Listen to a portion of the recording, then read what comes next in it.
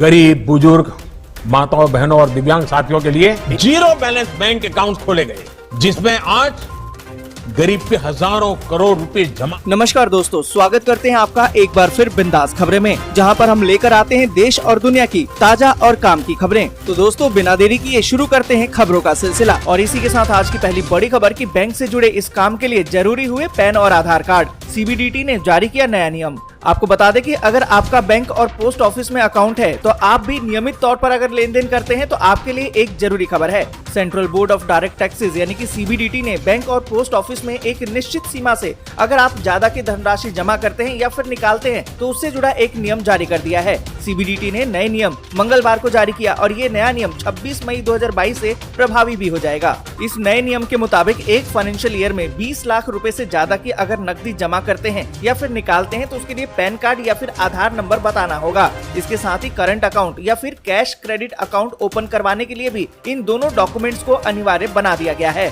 और इसी के साथ अगली बड़ी खबर की खुशखबरी, अब धान की बुआई करने पर मिलेंगे 4000 रुपए की सब्सिडी। आप भी कर सकते हैं आवेदन। आपको बता दें कि खरीफ की फसलों की बुआई का अब समय आ गया है। उत्तर भारत के कई राज्यों में इसके लिए तैयारियां भी शुरू हो गई है।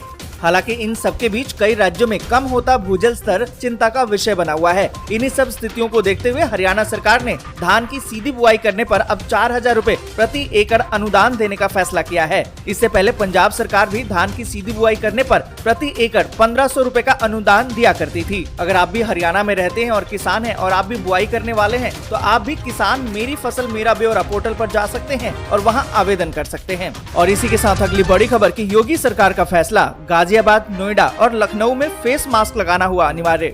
आपको बता दें कि कोरोना टीकाकरण के बड़े अभियान के कारण कोविड-19 संक्रमण का विस्तार घनी आबादी वाले राज्य उत्तर प्रदेश में बेहद ही कम है। लेकिन इसके बावजूद एहतियात बरत रही सरकार ने संक्रमण वाले जिलों में सार्वजनिक जगहों पर फेस मास्क लगाना अनिवार्य कर दिया है। मुख्यमंत्री योगी आदित्यनाथ ने बुधवार को टीम 9 के साथ बैठक की और कहा कि अब तक कोविड की 31 करोड़ 85 लाख डोज लगाई जा चुकी है, जबकि 11 करोड़ और 23 लाख से अधिक कोविड के टेस्ट भी किए जा चुके हैं। उन्होंने कहा है कि जिन भी जिलों में केस अधिक मिल रहे हैं वहाँ सार्वजनिक जगहों पर फेस मास्क लगाया जाना अनिवार्य बनाया जाए और इसे लागू किया जाए।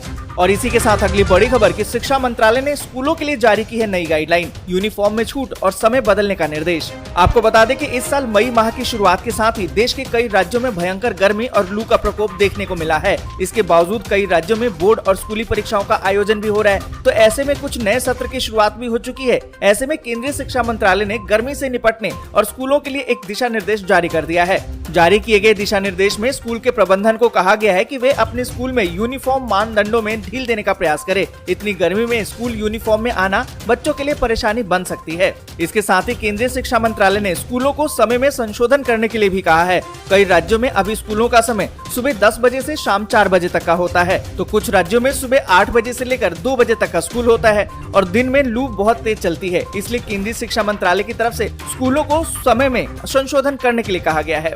और इसी के साथ अगली बड़ी खबर की सुप्रीम कोर्ट का आदेश, देशद्रोह के नए केस दर्ज नहीं होंगे, जो केस चल रहे हैं वो चलते रहेंगे। आपको बता दें कि राजद्रोह कानून पर बुधवार को सुप्रीम कोर्ट ने एक अहम आदेश जारी कर दिया है। केंद्र सरकार का पक्ष जानने के बाद सुप्रीम कोर्ट ने आदेश दिया है कि धारा 124A के तहत कोई भी केस दर्ज न किया जाए, यानी कि राजद्रोह कानून पर फिलहाल रोक लगा दी गई है। जो केस चल रहे हैं वो चलते रहेंगे। जिनके खिलाफ केस चल रहे हैं वो कोर्ट का दरवाजा खटखटा सकते हैं और जमानत के लिए भी आवेदन कर सकते हैं। और इसी के साथ अगली बड़ी खबर की छत्तीसगढ़ बोर्ड 12वीं का रिजल्ट आज, 10वीं का रिजल्ट 14 मई को।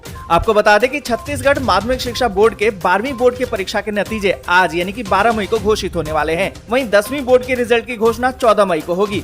परिणाम जारी होने के बाद छात्र आधिकारिक वेबसाइट से अपना रिजल्ट चेक कर सकते हैं। हालांकि बोर्ड की तरफ से रिजल्ट जारी किए जाने का समय में कोई भी जानकारी नहीं दी गई है।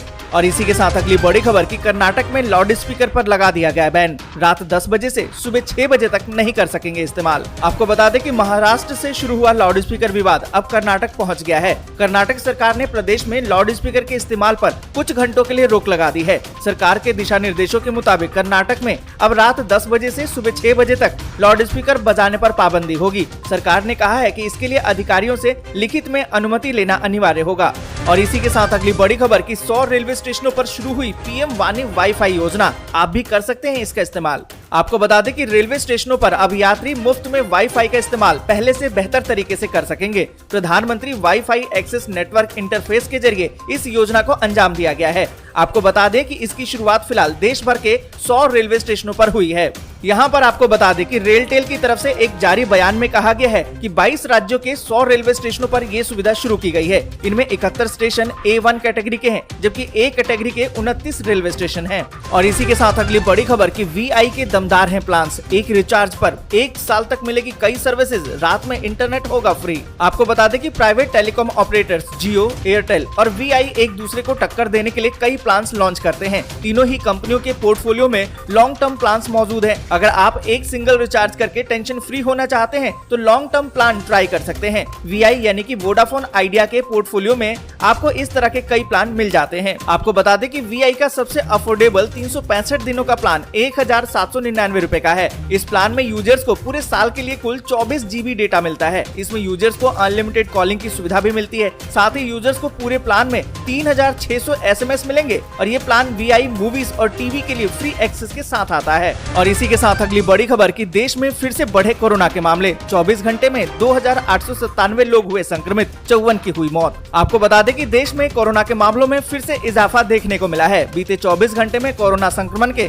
2897 नए मामले सामने आए। आपको बता दें कि ये लगातार दूसरा दिन है जब देश में कोरोना के मामले 3000 से कम दर्ज किए गए हैं। स्वास्थ्य मंत्रालय ने बताया कि इसी दौरान देश में कोरोना के कारण 54 लोगों की मौत भी हो गई है। मृतकों में 48 केरल के हैं, 2 महाराष्ट्र और दिल्ली, हिमाचल प्रदेश, राजस्थान और उत्तर प्रदेश से एक एक व्यक्ति है।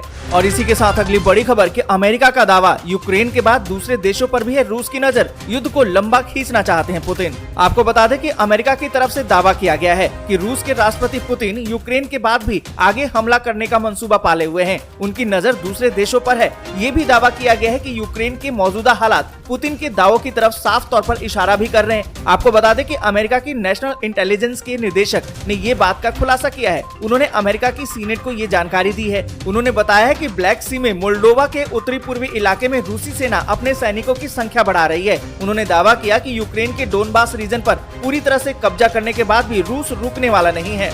और इसी के साथ अगली बड़ी खबर कि एक शर्त पर श्रीलंका के PM बनने को तैयार हुए साजिद प्रेमदासा। आपको बता दें कि आर्थिक संकट से जूझ रहे श्रीलंका में हालात बिगड़ते जा रहे हैं। लोगों के गुस्से में पड़ोसी देश जल रहा है, जिसके निशाने पर महिंद्रा राजपक्षे के साथ साथ उनकी कैबिनेट में मंत्री रहे कई सांसद भी शामिल हो गए हैं। फिलहाल वहां दोबारा से आपातकाल लगा दिया गया है। राजनीतिक संकट को देखते हुए अब सेना ने बागडोर संभाल ली है। इस अस्थिरता के बीच श्रीलंका के विपक्ष के नेता साजिद प्रेमदासा को प्रधानमंत्री बनाया जा सकता है। आपको बता दें कि वहां के सांसद लक्ष्मण ने बताया है कि उनकी PM बनने के लिए एक शर्त है। वो PM तभी बनेंगे जब राष्ट्रपति अपने पद से इस्तीफा देंगे। आपको बता दें कि राष्ट्रपति गोटबाया राजपक्षे PM महिंद्रा राजपक्षे के भाई हैं। और इसी के साथ अगली बड़ी खबर कि साइक्लोन आसानी का असर, कई उड़ानें रद्द, भारी बारिश का अलर्ट। आपको बता दें कि देश के दक्षिणी इलाकों में चक्रवात आसानी का असर देखा जा रहा है। आंध्र प्रदेश में आसानी चक्रवात के कारण तेज हवाएं चल रही हैं। मौसम विभाग के अनुसार अगले कुछ घंटों के लिए चक्रवात के उत्तर पश्चिम की तरफ बढ़ने और आंध्र प्रदेश तट के करीब बंगाल की खाड़ी में पश्चिम मध्य तक पहुंचने की संभावना है। साथ ही आपको बता दें कि चक्रवात आसानी के मद्देनजर विशाखापट्टनम एयरपोर्ट पर इंडिगो की सभी उड़ानें रद्द कर दी गई हैं। एयर एशिया ने भी बेंगलुरु से एक और दिल्ली के लिए उड़ान। आज के लिए बस यहीं तक। वीडियो आपको अच्छी लगी हो तो लाइक और शेयर जरूर कर दें। अगर अभी तक आपने चैनल को सब्सक्राइब नहीं किया है तो सब्सक्राइब जरूर से कर लें।